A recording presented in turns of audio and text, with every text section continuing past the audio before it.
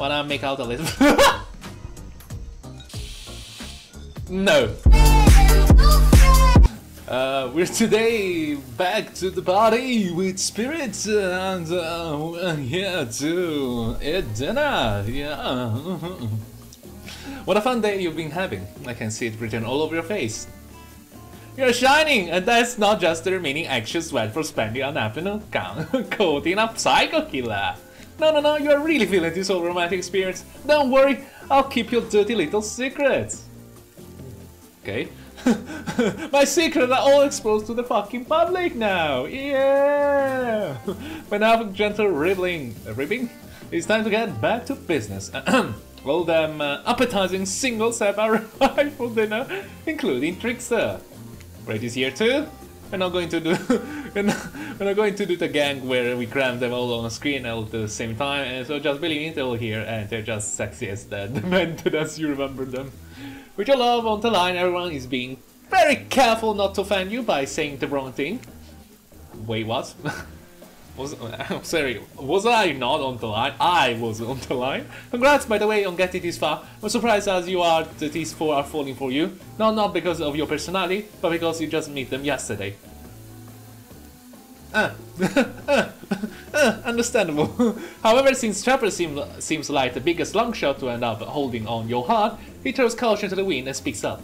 It's pretty small consolation prize for being the least loved killer on Murder Island. But hey, letting them have this one moment in the spotlight is the least we can do. And heaven knows they won't do any better than that.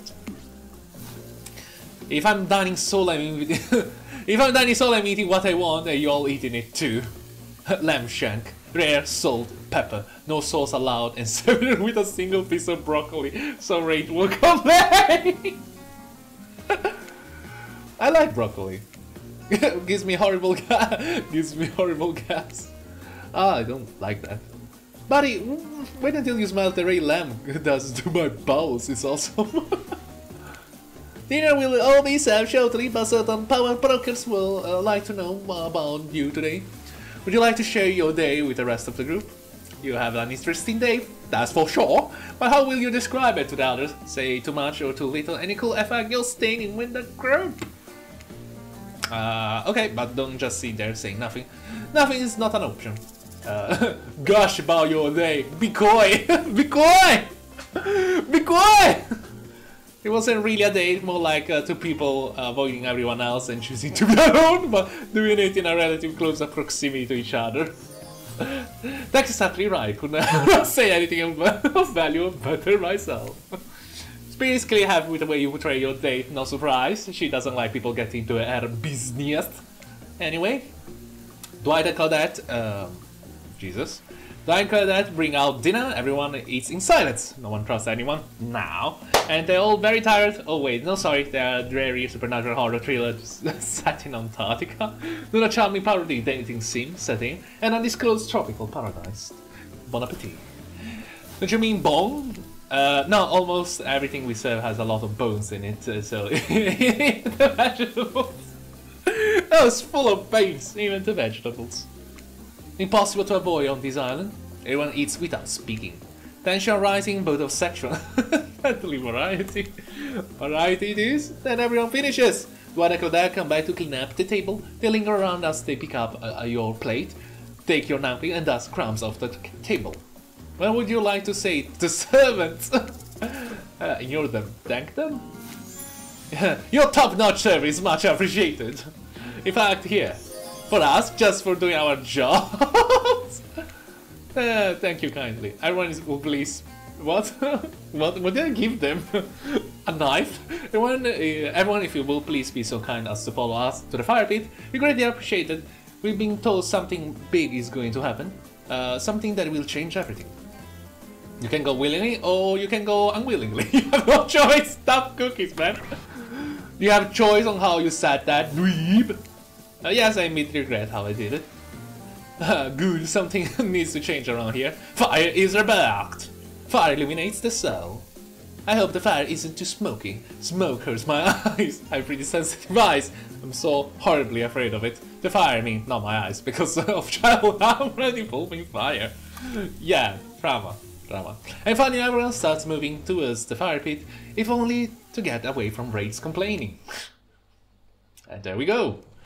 You take a seat on comfortable log, feeling the fire heat against your skin, and wait for another killers to take their place. Only who will want to tell a story this time. Will narrator tell a story about they got a stunningly creative mind? Hey, you think, are they allowed to simply place thoughts in my mind like this? Doesn't seem fair. As a matter of fact, it is not. Everyone makes their way in, but something unexpected happens. Nothing happens. Huh? Something almost always happens, seems to happening here, so nothing's probably not a great sign. So I'm guessing it's my turn. Oh cool, and now everyone's looking at you. Holy guaca fucking moly.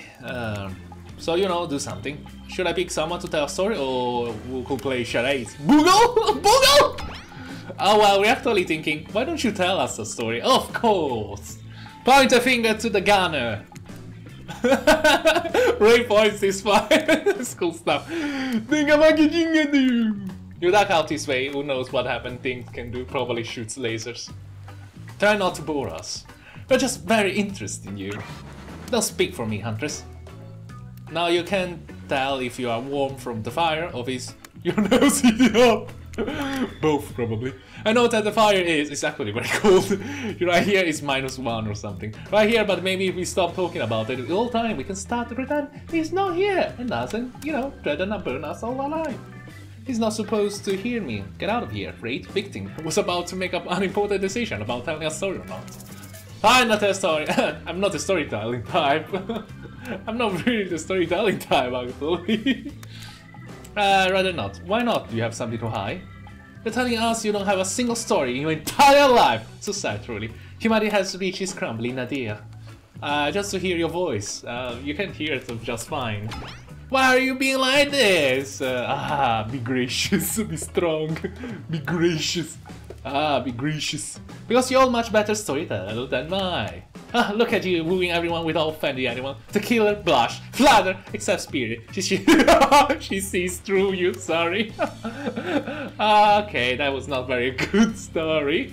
I don't mean to insult you, but it was actually quite bad. Sorry, but this narrator keeps it real. We can just end there. Okay, thank you. So who else would you like to hear a story from tonight? You look from killer to killer, trying to decide who might be the most entertaining. Spirit. Suppose you could tell a story, I don't really want to, but anything I say is sure better than whatever you get out of anyone else in this group. Okay, let's see what Spirit has to say.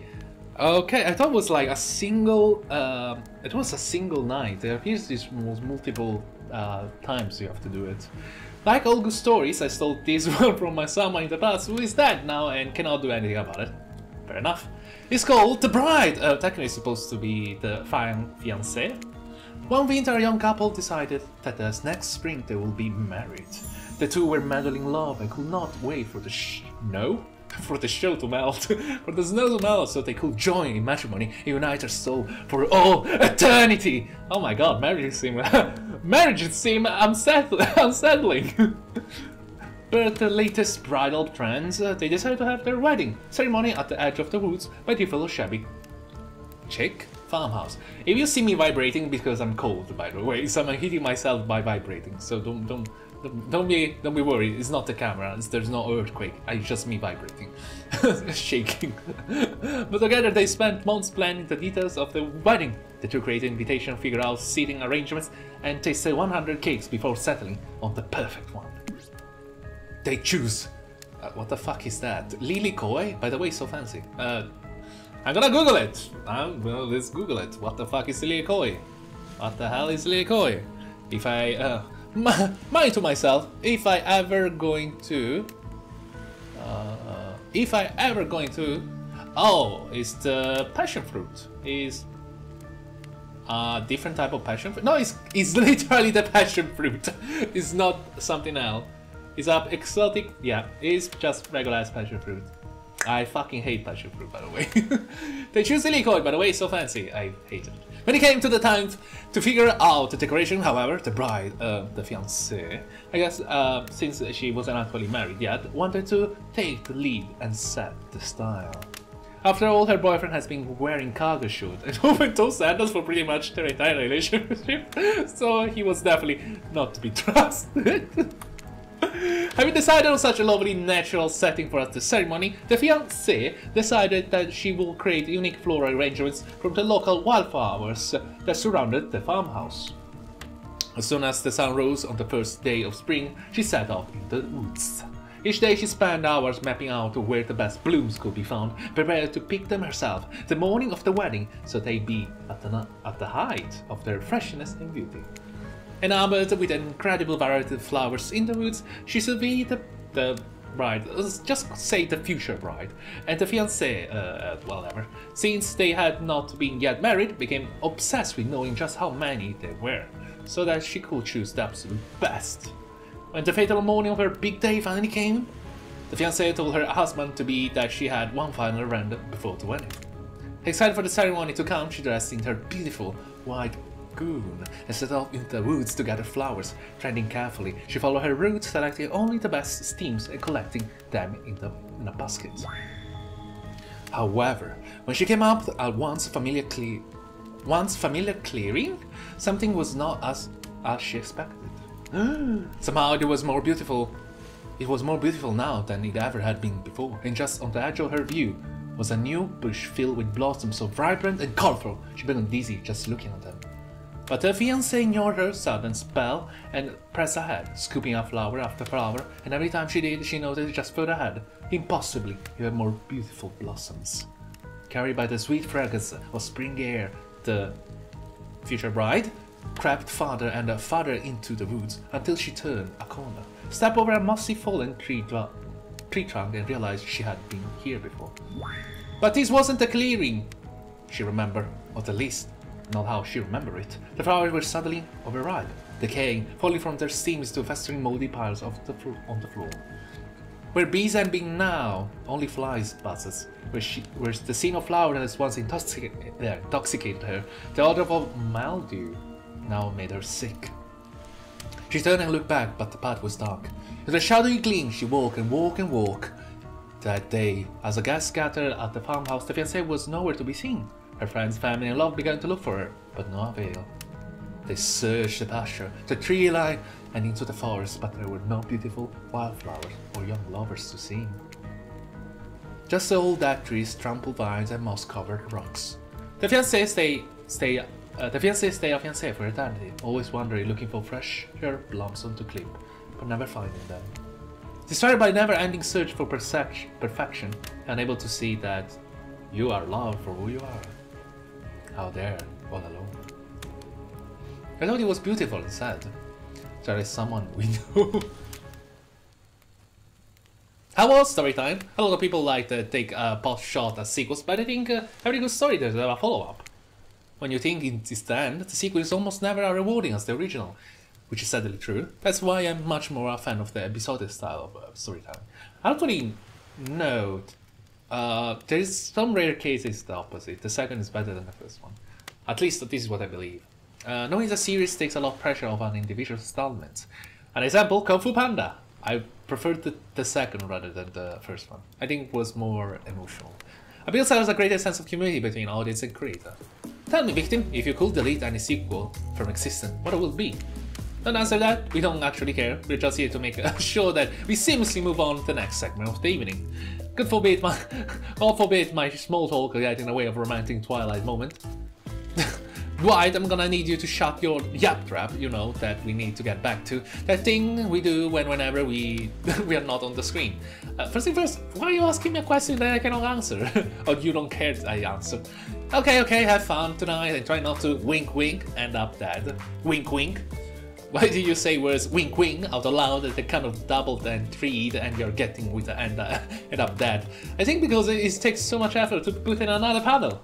Dwight is physically capable of winking, not since the accident, and you do not know that all of these people are despicable criminals with double-digit kill counts, right?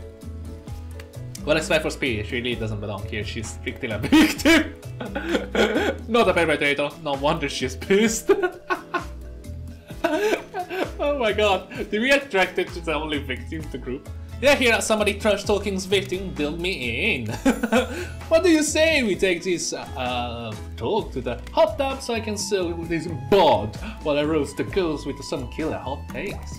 There is enough talk of burns, things that are lit or getting blazed. It's enough that these activities have to be set next to literal fire, as be surrounded by figurative flames as well. What if we turn and run as far away from this place as we could, just you and me? Those spindly legs, you probably tire before you go too far. Run away of some places more secluded. Victim is after they should probably join me. Have you seen these legs? Pure power indeed. that's so thick. Okay. I think I already done that. Not that my walk speed really reflects my giant stature, but that's because I choose to move slowly for stealthy reason is my own choice and is completely logical. But it's very so obsessed with comparing themselves to each other and creating drama. I'm so over all that. Don't you get it? Society wants to trick you into fighting with each other so that the corporation can swoop in and sell you a fake solution to all your fabricated problems. You'll be sitting in the shade drinking something locally sourced while tumbling to a public domain novella printed on recycled paper because I refuse to play the game anymore. The spirit. Oh, spirit. Yeah, you are in the fucking game. It's like she actively trying to be unappealing as possible. Does it really turn on anyone else or just me? Despite her insatiable appetite, it seems his attention along with the attention of everyone else is still on you for the moment. If you're cool, I don't know, just pick one of us, maybe we could all move on with our lives, or you know, some special project we might have going. You heard him, what it will be? Will you be head off with the evening activity? I'm just saying, you may not get a ton of chance to date around like this before your time on Murder Islands comes to a close.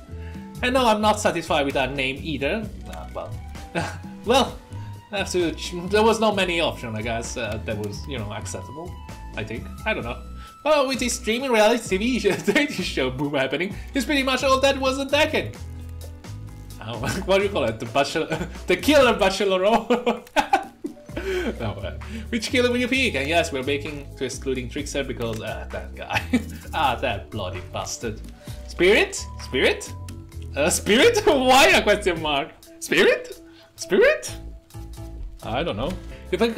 You pick me! Yeah! Sorry, that was rude of me. I despise phoniness, so I should be honest with you. You make for interesting company. I love the idea of winning over these other killers at all costs, even when I hate the game and the prize. But I had a long day. Plotting, subverting expectations, bringing my teeth as I might this sweet revenge takes a lot out of me. So don't stop bringing your A game, alright? Might seem like I hate everything and getting to really know who I am is an impossible task, not worth trying, but too bad. You won't know unless you search deep inside yourself and bring everything you got. Or just say the exact right thing in the right time and melt my cold heart. And listen, I don't know the rules here any better than you do. See you at the bar, I guess. So she didn't like it. Oh, she didn't like we choose her. Oh, interesting, fascinating. Whatever, I guess. I thought I'd keep choosing her for at least getting that ending. We're out about to find Dwight and Claudette both holding a cocktail shakers, surrounded by a bevy of bottles for assorted booze. Who's ready? Not me. Nobody is. Are you ready, guys? You are ready, guys. Oh, you're ready. To get wasted! Not really, no. As you know, I don't. Yeah, as a matter of fact. Yeah, no, nah. So not me, unless you mean wasted as in killed, in which case, dead. If you are out there somewhere, I will find you and waste you and what you're done to me.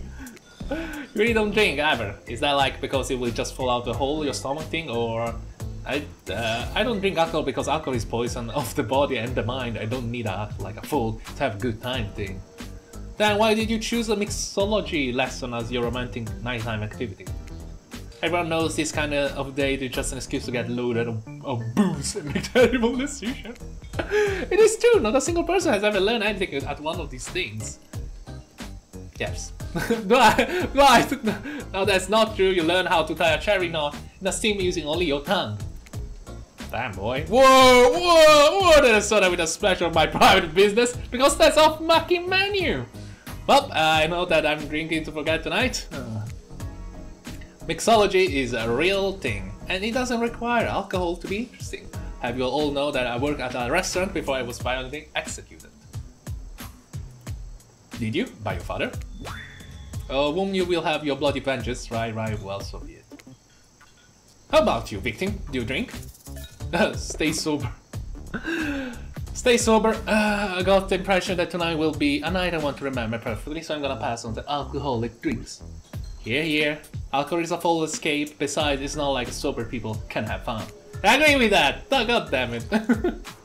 Although I drink. If I have to have fun in a disco or in a club, I have to fucking drink because I can enjoy a single minute. It's so fucking painful. Like,